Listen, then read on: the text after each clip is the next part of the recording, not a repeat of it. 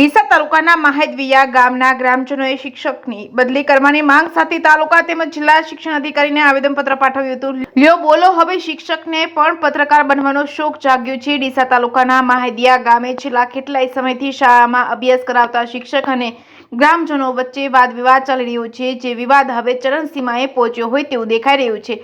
થોડા દિવસ અગાઉ પ્રાથમિક શાળામાં ફરજ બજાવતા શિક્ષક પ્રદીપ પુરી ગોસ્વામી દ્વારા પોતાની ગાડી પર પ્રેસ લખાવીને શાળામાં આવતા ગ્રામજનો વચ્ચે અને શિક્ષક વચ્ચે બોલાચાલી થઈ હતી. જે બાદ આજે મહાદેવિયા ગામના ગ્રામજનો એકત્ર થઈ ડીસા તાલુકા શિક્ષણ અધિકારી કચેરી ખાતે જિલ્લા શિક્ષણ અધિકારી કચેરી ખાતે પહોંચી શિક્ષક પ્રદીપ પુરી ગોસ્વામીની તાત્કાલિક અસરથી બદલી કરવામાં આવે તેવી ગ્રામજનોએ માંગ કરવામાં આવી છે. ગ્રામજનોના અનુસાર મહાદેવિયા પ્રાથમિક શાળાના શિક્ષક પ્રદીપ પુરી ગોસ્વામી છેલ્લા કેટલાય સમયથી બાળકોને શિક્ષણ આપતા નથી અને પોતાની મન ફાવે તેમ ફરજ બજાવી રહ્યા છે. સાથે કોઈ વાલી રજૂઆત કરવા જાય તો તેને ખોટી ફરિયાદો કરવાની ધમકી આપવામાં આવે છે. શાળાના આચાર્યનું પણ આ શિક્ષક માનતા નથી.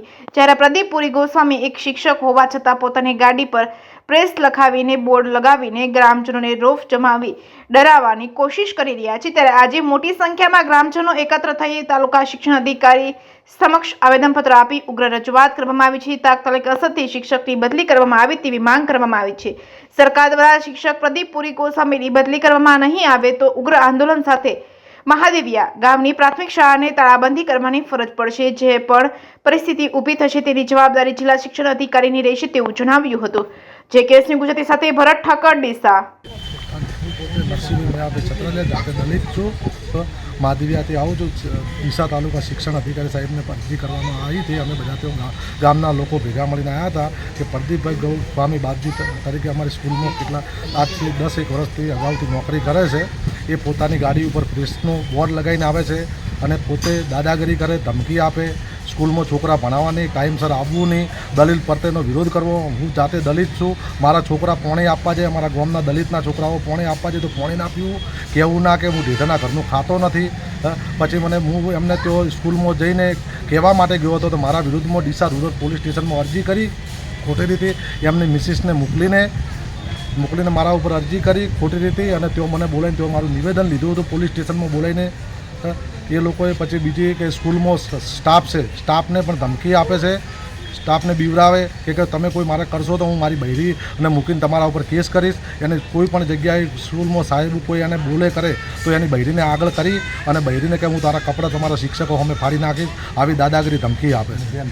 અને મધ્યાહન ભોજનવાળી બેનને પણ એને કીધું કે તું મારા વિરુદ્ધ કોઈ કરશે બોલશે તો હું તને એક જ દિવસમાં હોયથી બદલી કરાવી નાખીશ, તને ટ્રાન્સફર કરાવી નાખીશ, તને સસ્પેન્ડ કરાવી નાખીશ, આવી બધી ધમકી આપે છે. આજે તમે શિક્ષણ અધિકારી કને આવ્યા, શિક્ષણ અધિકારીનું કહેવાનું શું થાય છે?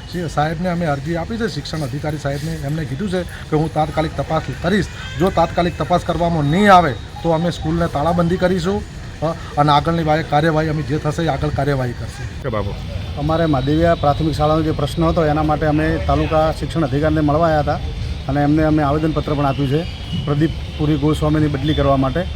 જે મનમાની કરે સ્કૂલમાં અને છોકરા ભણાવતો નથી અને રેગ્યુલર આવતો નથી સ્કૂલે અને બધાને પ્રેસની ધમકી આલે કે હું પ્રેસમાં છું, તમને આમ કરી દઈશ, હા આમ કરી દઈશ, મારા ફલાણા સંબંધી પોલીસમાં છે, તમને ફસાઈ દઈશ, આવી ધમકીઓ આલે છે. એટલે અમે ગામવાળા બધા સમસ્ત ભેળા થઈ અને અહીંયા આવ્યા છીએ અરજી આલવા. સાહેબને અરજી આલી છે કાર્યવાહી કરવા માટે. જો બાબુ, તમારા મહાદેવિયા સ્કૂલની અંદર જે પ્રશ્ન છે એને લઈને જો શિક્ષણ અધિકારી દ્વારા આ પ્રશ્નનું નિરાકરણ નહીં આવે તો તમે ગામ લોકો શું કરશો? અમે ગામ લોકો શાળાની તાળાબંધી કરીશું.